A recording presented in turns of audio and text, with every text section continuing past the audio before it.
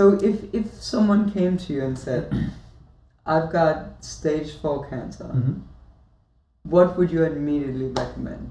The very first thing I would recommend would be to change their thoughts, change their mind. Number one, With what? Their own mind, their voice, whatever it is, Okay, right? well, Because our minds, it's not the supplementation comes after that. If you do not change your mind, a lot of the issues that we have that have occurred, that have manifested in our bodies, are not always from food, are not always from telephone lines, are not always from this. A lot of it, majority of it, is from people having a lack thereof attention and release and a buildup of fear in their lives, and they are not talking to some family member or an old relationship or so really food like or psychology. But psychology is the first part because of the placebo, right? And we have to change our thoughts. If we are thinking what the alternative medicine is telling us, if we're hearing that we have stage 4, it's metastasized, you're going to die, you have 6 months.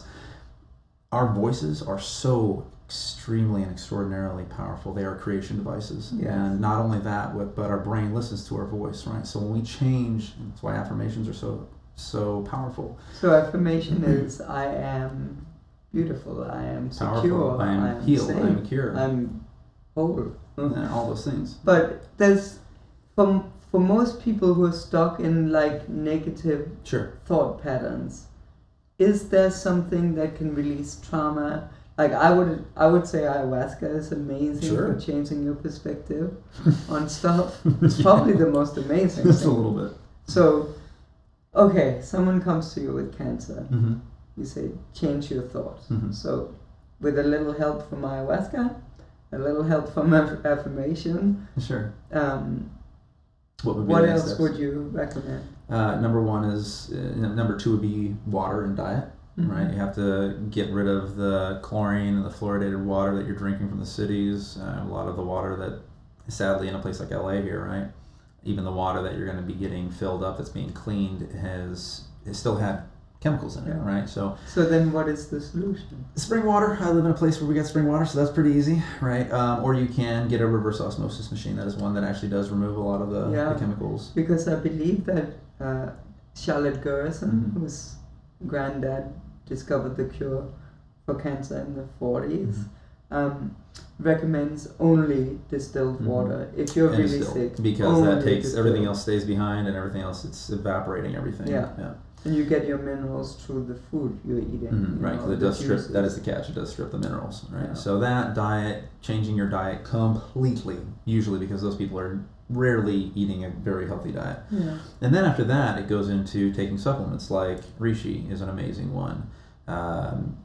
Working with, if you want to get your body alkaline, baking soda is something that you can use. The water, raising high pHs, ionized water. So baking soda, how would you recommend taking it? Baking soda, I would do you might hit your system a little bit hard for the first couple days, but it's something you also have to be very careful with as well. There's a big issue with us not being taught about how to eat and drink and how those interact. Our stomach has a pH of 2 or 3, and it needs that to actually digest food. But when we're drinking water, we're 1, diluting that acid, and then 2, when we're drinking water right before we're eating, we're diluting the acid that's trying to digest the food. So or if we're drinking while we're eating. Drinking while you're eating is not a thing, unless we're not supposed to eat ravenously, so we have to choke food down with water.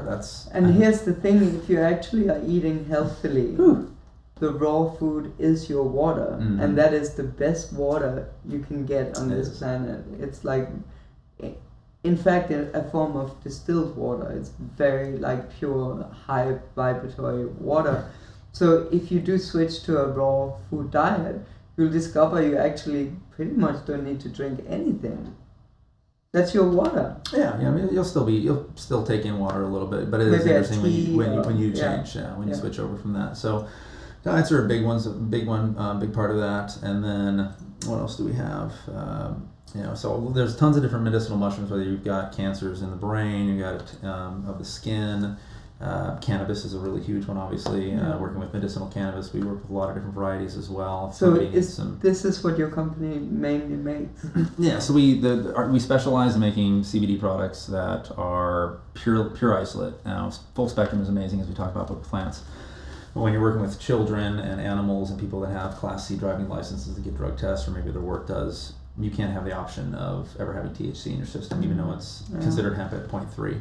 And so it's amazing to be able to work with full spectrum. We do that at home with people that seriously need that type of medicine, right? And there's no money involved in that kind of stuff. I can't stand having money involved with health. But when you spend money on branding, products, materials, packaging, all this stuff, there is a cost accrued, and so these are the things we actually bring to market, and we love them. We stand by them. We have a water soluble right here that tons of families have an amazing time with. What is this? This is our water soluble. It's ENP CBD elixir, and this pours straight into any drink, whether it's water or this nice matcha that you made, coffee. It's mainly a lot of coffee shops. That's how it was created first for espresso stands, and so they pump it in. It's a big bottle. Is mainly how we sell it. They pump it straight into the drink. And it makes people find homeostasis. It takes away their anxiety, their depression, and pain. Those are the top three that most people use them for.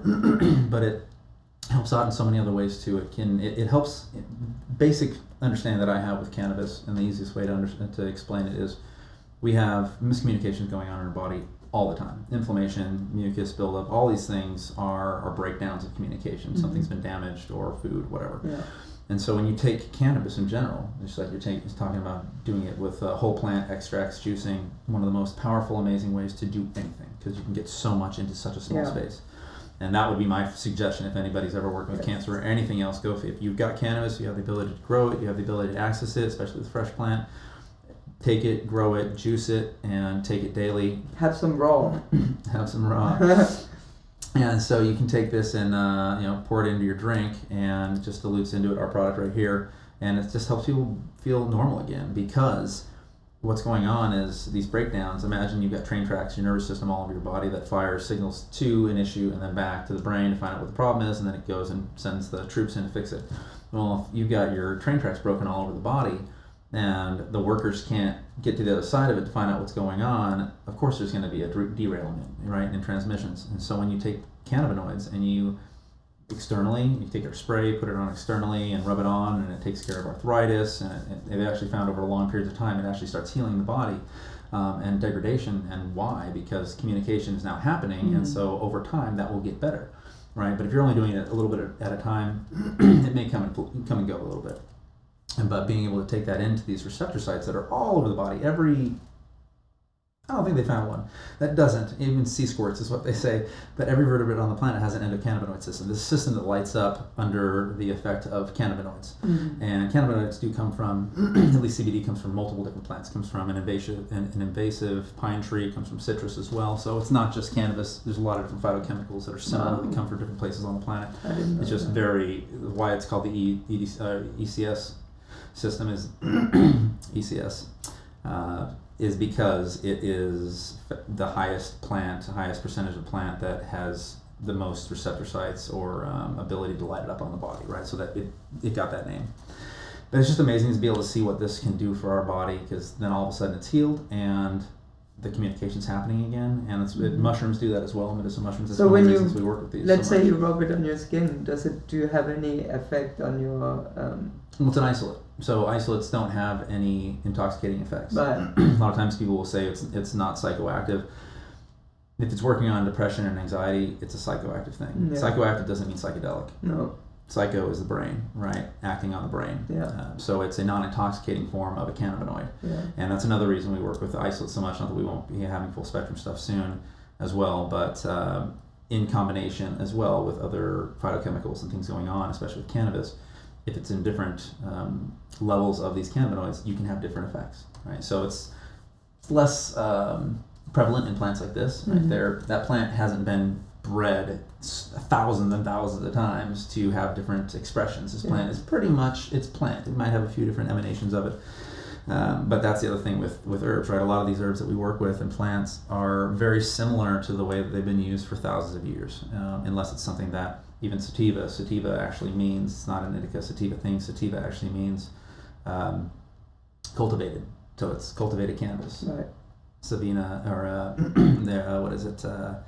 what's the sweetener? Stevia, or not stevia, but there's a couple different plants that have sativa involved in the name, right? So you look at it and it's like, or Nigella. And that just means cultivated. Nigella sativa. So if you want to talk about one plant, all right, my brain was kind of blanking there of all the things that I know. One plant, if you wanted to take it, if you had cancer, or you have autoimmune disorders. I got a friend out of the hospital that had MRSA after 2 weeks. I've seen the power of this plant. It is one of the most amazing plants on the planet. It goes back to very, very ancient times. The Egyptians used it even farther. Nigella sativa, also known as black cumin seed, black seed. Do you do a supplement with that? Not yet. I've worked with it with many people. Have amazing results. And how it's taken as a oil or a supplement? The oil is supposedly 5 times stronger. We will be offering it in a lot of different products here soon. I just have to find the right raw, cold pressed organic version from a farm over in India. That's mainly where it comes from. So there's a little bit of footwork that has to be done there. But what it does is it's an anti-cancer, anti-tumor. It enlivens the nervous system. It helps the brain. It cleans the blood. It destroys parasites, and we're talking about killer viruses and that are antibacterial. And it destroys them. It's really good for removing brain fog in people that have autoimmune or fibromyalgia. I've seen really great results with that as well. So if you've got issues, something going on in the body, it helps with the gut as well. I would highly suggest there's medicinal mushrooms, cannabinoids of some sort, Nigella sativa, healthy water, great diet. You start taking some great supplements to support your system while it's changing everything. It's amazing what can happen.